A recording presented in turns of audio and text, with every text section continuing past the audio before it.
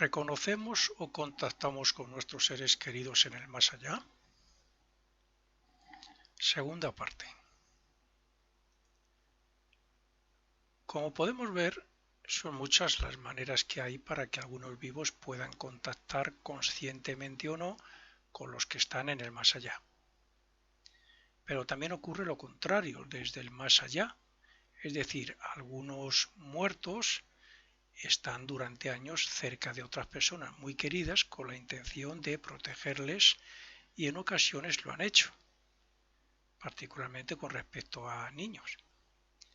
Ha habido casos en el que el fallecido ha materializado alguna parte de su cuerpo por amor o por el instinto de protección a ser querido, pues para salvar o avisar de un peligro y otros casos similares a sus protegidos. Un fallecido puede estar unos cuantos años en su casa y más aún si hay algo que le interesa o que quiere proteger, pero eso solo puede ser así hasta que esa alma abandona su cuerpo de deseos para pasar a lo que en la filosofía Rosacruz llama el segundo cielo, un lugar donde esa antigua y egoísta personalidad se convierte en una fuerza de la naturaleza benefactora para toda la humanidad.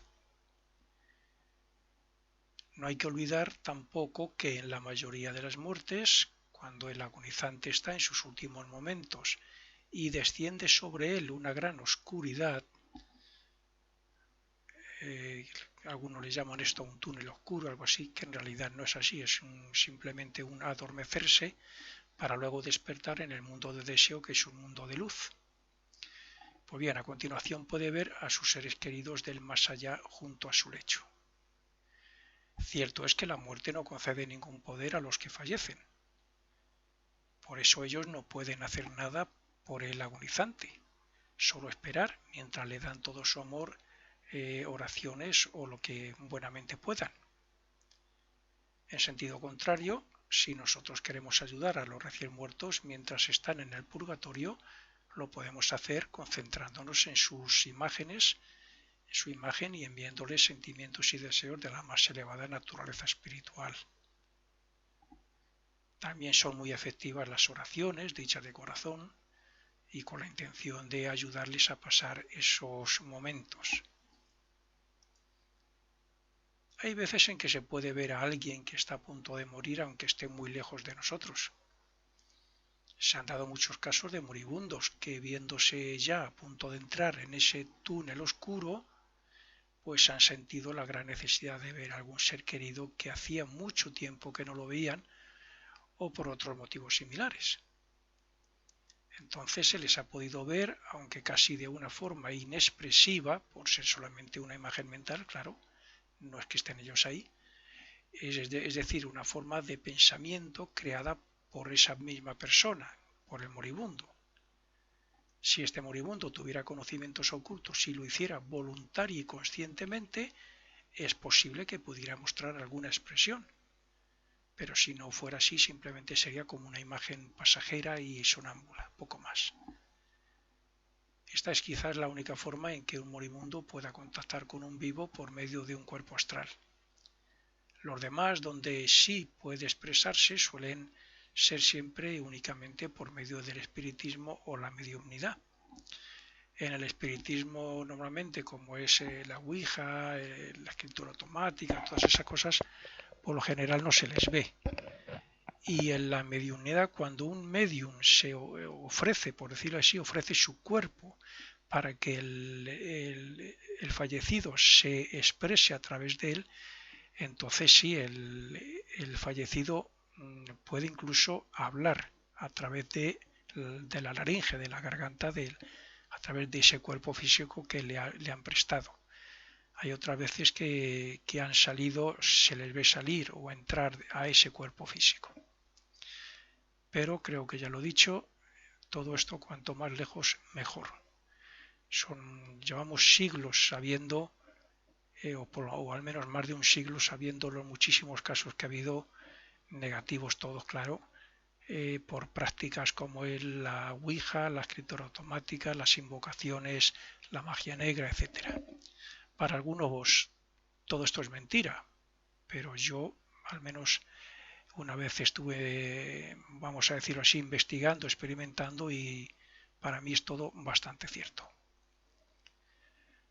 Cuando se está en las regiones inferiores del mundo del deseo, o sea, en el purgatorio, es cuando más cerca se está de la tierra y cuando más consciente se es todavía de la vida pasada.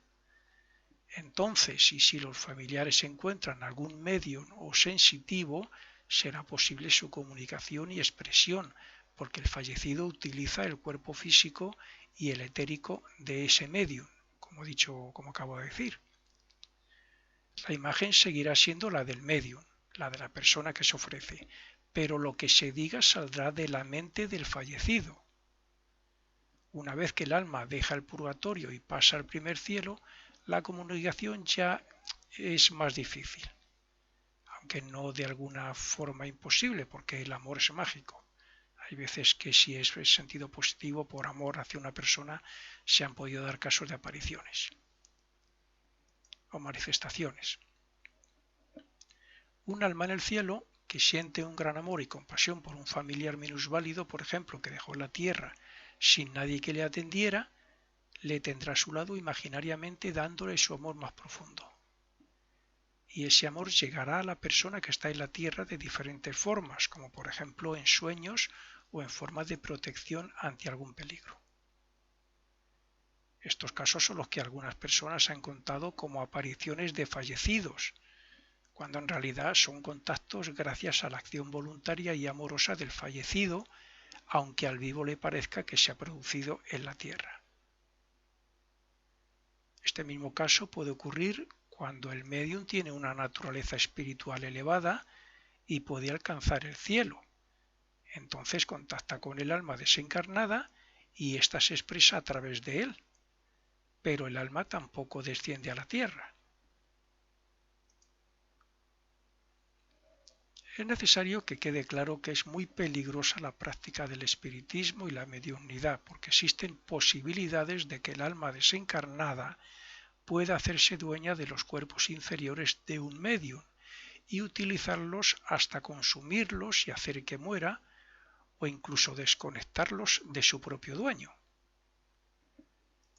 En el anterior párrafo hemos hablado de la acción o expresión de los desencarnados sobre los encarnados o sobre algún medium, pero también se puede dar el caso de que el medium se ponga en contacto con los desencarnados gracias a sus vehículos etéricos. Pero en estos casos no se puede garantizar que el contacto sea con quien se desea, ni tampoco que lo que se reciba sea auténtico, por la dificultad que existe para imprimirlo en el cerebro. Por otro lado, si el medium no es un experimentado, puede confundirse en lo que observe, puesto que la materia de ese mundo es muy cambiante, y lo que parece al derecho puede estar al revés. El medium desarrollado espiritualmente siempre tendrá la oportunidad de contactar con el alma, pero el medium poco desarrollado quizás solo contacte con su cascarón o su cuerpo etérico si aún existe, claro. Son estas entidades las que suelen dictar lo que se escribe en lo llamado escritura automática.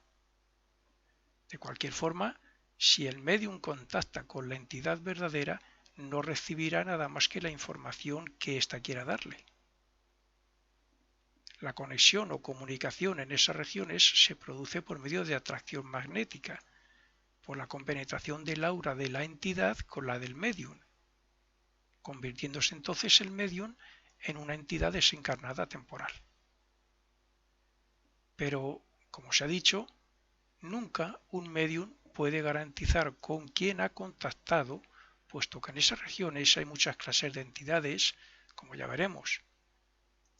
Solo los clarividentes voluntarios e iniciados que por su desarrollo espiritual han desarrollado el poder de ver o de viajar a ese mundo pueden asegurar dónde han estado y con quién han tratado. Yo estoy cansado de oír, cuando daba conferencias y cursos, gente que era clarividente, que salía del cuerpo físico voluntariamente, que estaba con sus muertos y con no sé quién y con maestros todas las noches. Mentira. muy poquita gente es capaz de traer el recuerdo de lo que hacen por la noche, y mucho menos salir del cuerpo voluntariamente. Es más, quien los puede hacer, el iniciado, el discípulo de un maestro que lo puede hacer, ni siquiera lo dice. Como la estancia en el purgatorio también depende del apego a la familia, a los placeres y a determinados vicios, entre otros motivos, claro, pues está claro que cada entidad puede retrasar su unión con su verdadera alma, es decir, el abandono de su cuerpo mental y de deseos, también conocido como astral, el cual toma la forma del cuerpo físico a las pocas horas de morir. Mientras llega ese momento, siguen siendo los mismos que eran en vida y por eso, cuando se dan cuenta de que han muerto, muchos de ellos desean e intentan contactar con la Tierra para satisfacer sus deseos, para volver a ser lo que eran, hacer lo que hacían. Sea por el alcohol, por materialismo, por cualquier cosa que les dominara en su vida, les seguirá dominando, a la vez que les hace sufrir por no poder obtenerlo. Algunas de estas entidades desesperadas acuden a los médiums y sensitivos sin escrúpulos y se quedan con ellos durante a veces años, retrasando así su progreso en los mundos invisibles, en los mundos superiores. Pero de una forma u otra, antes o después, todos abandonan el cuerpo de deseos para ascender al mundo del pensamiento, en cuyas regiones inferiores todavía tienen que hacer algunos trabajos relacionados con su futura vida. Hasta aquí hemos podido ver cómo no solo abandonamos el cuerpo físico en el momento de la muerte, sino que también hacemos lo mismo con el cuerpo etérico una vez grabada la película de nuestra vida. La estancia en el mundo del deseos, pues, o sea, el purgatorio y el cielo, está basada en la película de la vida pasada, reviviendo y sintiendo el mal que hemos hecho a otros en el purgatorio y visualizando también lo bueno que hemos hecho y la felicidad que hemos sentido en el cielo. Pero como en realidad el mundo de deseos es un estado de conciencia con muchas divisiones de conciencia, no se puede asegurar dónde va cada difunto, ya que eso también tiene que ver con su desarrollo espiritual, sus ideales y su apego o no a lo terrenal.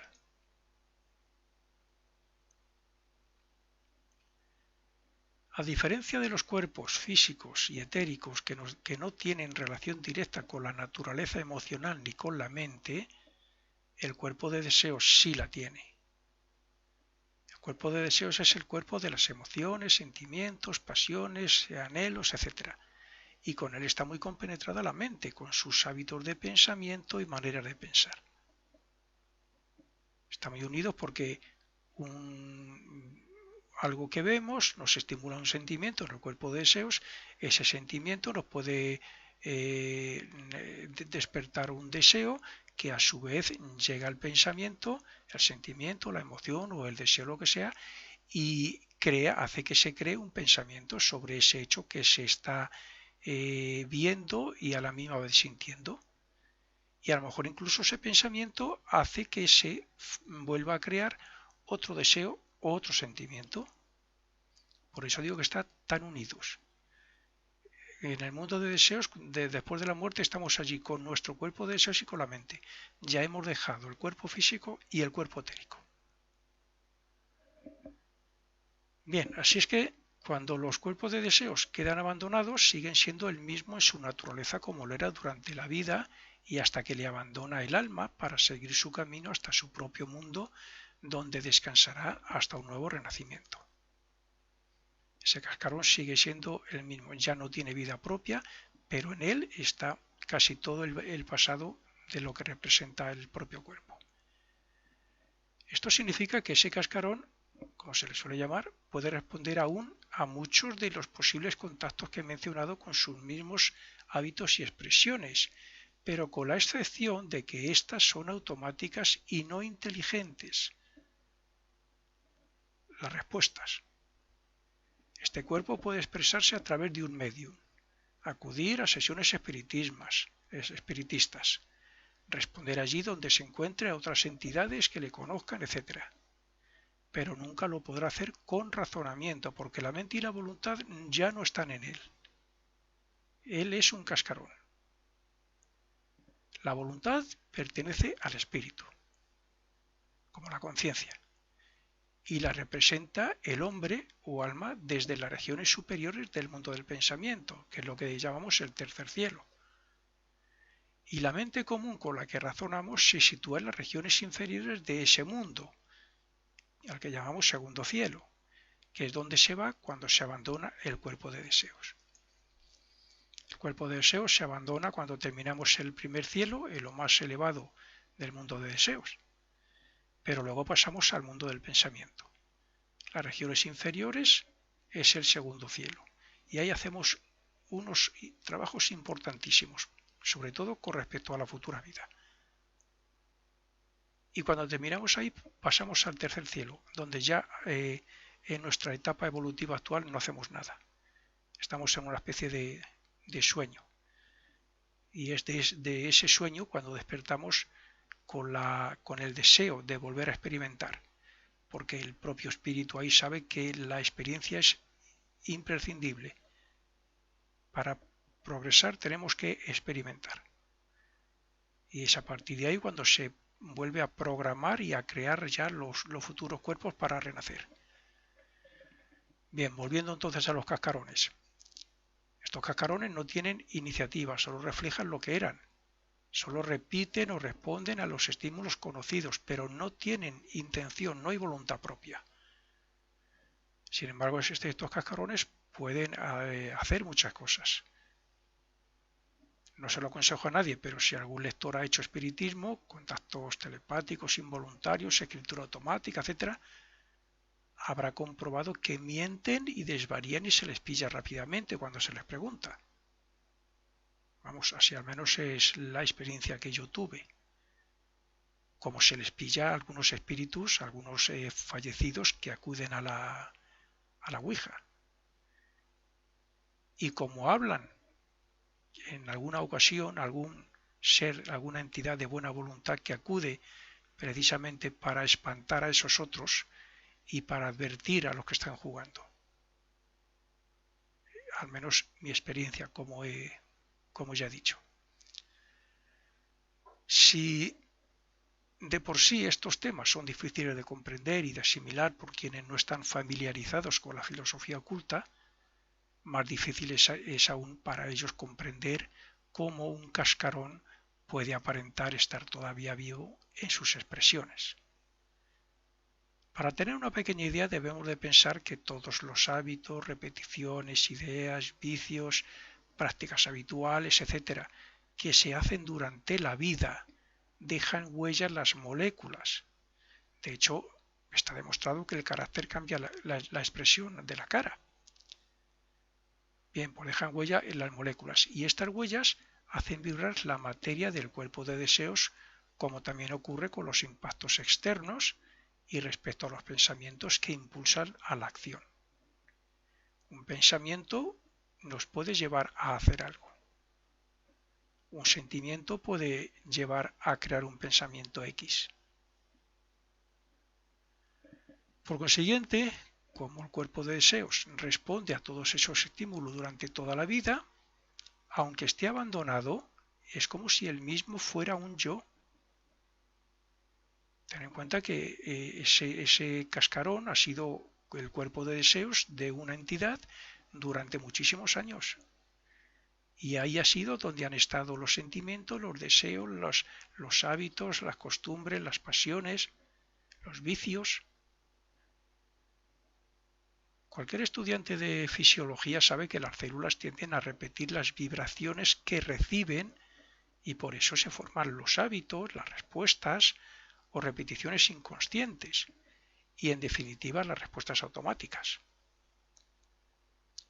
Pues de la misma forma que nosotros creamos hábitos de acción, de emociones y de pensamiento, así el cascarón, el cuerpo de deseos abandonado, las expresa en su propio mundo, aunque ya no esté habitado por el hombre, por la entidad. Por eso, y dependiendo de la profesión, cultura, dependiendo de su moral, de su inteligencia, de sus estudios y demás que haya tenido, haya sido en la vida, pues así podrá dar respuestas con o sin sentido o con más o menos razonamiento. Pero siempre faltará la originalidad e incluso los pensamientos independientes como los que puede crear el verdadero yo, el verdadero ego. Para que el cascarón tuviera voluntad debería estar el ego conectado a él y a su cuerpo mental, o sea, a su mente. Pero una vez abandonado el cascarón, solo puede dar muestras de conciencia, entre comillas, si se pone en contacto con el cuerpo mental del medium. Entonces el cascarón se encuentra en un estado similar a una persona semiconsciente en un lugar desconocido, gracias al medium. Es decir, el cascarón recibe una porción de la conciencia del medium en este estado de trance. Y a partir de ahí, si el cascarón buscaba un medio de expresión para comunicar algo, lo hará a través del medium, de la persona que se ha ofrecido. Se han dado casos, sobre todo en el siglo pasado, en que la simpatía magnética era tan notable entre el cascarón y el medium y algún otro acompañante que el cascarón, una vez que ha compenetrado el aura de él o de los presentes, que suele pasar, decía que el medium y algún otro acompañante que el cascarón manifiesta más facultades perceptivas como la del medium, pero bueno, no podrá expresar claramente las de la entidad que le habitaba, la del verdadero ser que era su dueño. Supongamos que un medio poco desarrollado y de pocos escrúpulos, un medium de estos bajos, personas bajas, poco desarrolladas sin escrúpulos, se pone en trance y en sintonía vibracional con un cascarón astral de una persona, pues vamos a decir, lujuriosa y sensual que en su vida se ha visto dominada por el deseo del sexo. Supongamos también que esta persona ha fallecido de accidente siendo joven y que su familia desea contactar con él por medio de un medium sin saber que con quien van a contactar es con un cascarón. El cascarón les servirá de poco porque en cuanto se vea vitalizado y con cierto grado de conciencia, intentará satisfacer esos deseos lujuriosos y esas pasiones que aún tiene grabado. En esos casos es muy posible que actúen como íncubos y súcubos de los que tanto se hablaba en la Edad Media. Estas entidades que hacían el amor, practicaban el sexo con seres humanos. Está claro que si esto se hiciera con la entidad propia, se pasaría muchos años apegado a la tierra buscando placer, pero también retrasando mucho su evolución y empeorando su purgatorio. De ahí la necesidad de repetir que a los muertos hay que dejarles que vivan en paz en el más allá, porque si atraemos su atención, invertiremos su progreso espiritual. Es más, sabiendo que, como un músculo, cuanto más se repite algo, más se fortalece, los familiares nunca deberían recordar hechos del pasado, placeres, hábitos, etc. del fallecido, porque estarían estimulando algo que debe olvidarse. Por eso, repito, no se invoque ni se haga nada para llamar la atención del fallecido. Simplemente ore por él, piense en que está muy bien y haga, si quiere, unas misas en su nombre y poco más.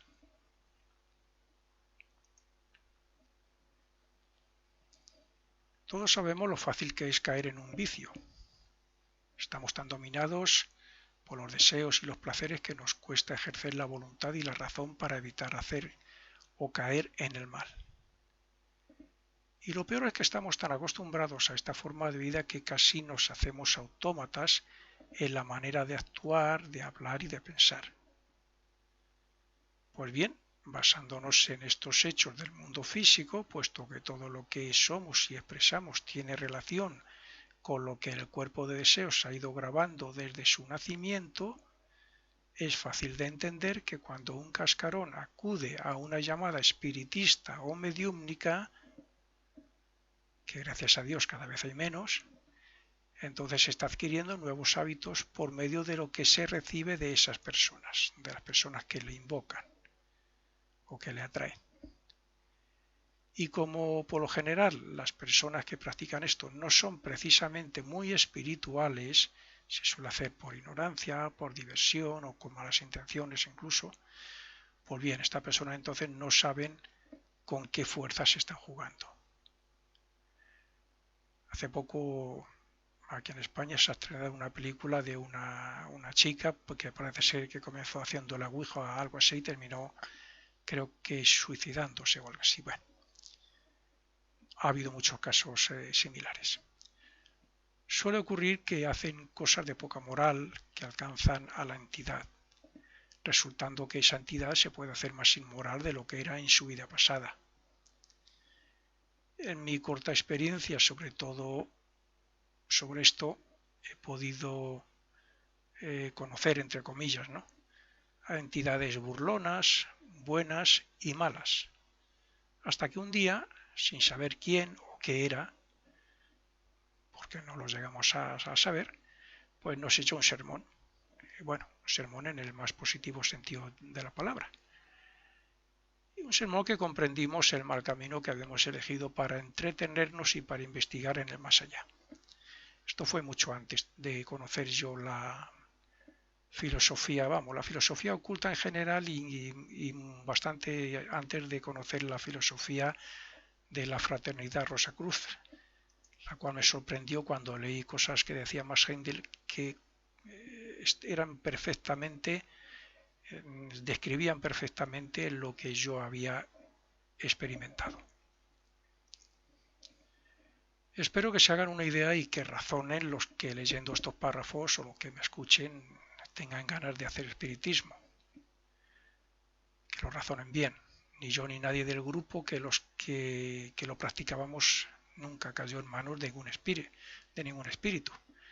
Pero sí aseguro que si hubiéramos continuado algunos meses más, quizás hubiera salido una persona perjudicada.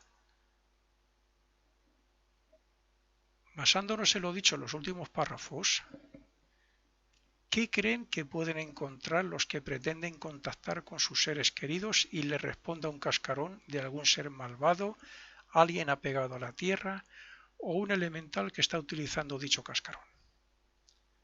¿Qué pueden esperar de ahí? Por supuesto que nada bueno. Les contarán mil historias, les engañarán, les tomarán el pelo, les harán creer, yo qué sé, maravillas. Por lo general todo es mentira. Hacen que se enfadan cuando los que juegan no hacen lo que ellos quieren. En fin, no lo aconsejo. Los interesados en el espiritismo o en buscar incluso algún ser querido en el más allá deben saber que la propia maldad, el egoísmo y el apego a los placeres terrenales pueden hacer que un ser se desconecte de su verdadero yo y se quede pululando en la tierra, sobre la atmósfera, a la espera de una oportunidad de contacto o de obsesión de alguna persona. Aunque estos seres terminan desintegrándose, lo cierto es que pueden hacer mucho mal, como puede hacer un terrorista. Puesto a explicar lo que pueden encontrar los que buscan un contacto con un ser querido fallecido, no quiero olvidarme de los llamados elementales, unas fuerzas semi-inteligentes que se apropian de dichos cascarones para utilizarlos como vehículos y hacerse pasar por lo que no son en esas sesiones espiritistas e incluso lo utilizan para burlarse, jugar malas pasadas o amedrentar a los presentes. Estos elementales utilizan al cascarón y la vitalidad de los médiums para actuar físicamente, sea por medio de ruidos, de golpes, de contactos físicos, etc. Y bueno, para ir terminando ya, solamente, y aún así con mucha precaución, la inteligencia, Cuando los practicantes son de naturaleza espiritual, practicantes que se interesen por hacer alguna cosa de lo que estamos hablando, son de naturaleza espiritual y si sus ideales y deseos son elevados, pues quizás se encuentren a una entidad de similar naturaleza espiritual que quiere intervenir para aconsejarles o guiarles, como creo que ocurrió en el grupo donde yo estaba allá por alrededor del 1980. Estos seres suelen estar en el primer cielo y dedican algún tiempo, como los llamados auxiliares invisibles, a ayudar a la humanidad, incluso en casos de catástrofes y accidentes. Pero más elevado aún que estos seres están los que ya no necesitan renacer y que han renunciado a su estancia en ese lugar que los hinduistas y budistas llaman nirvana, para dedicarse a ayudar a la humanidad por propia compasión y amor.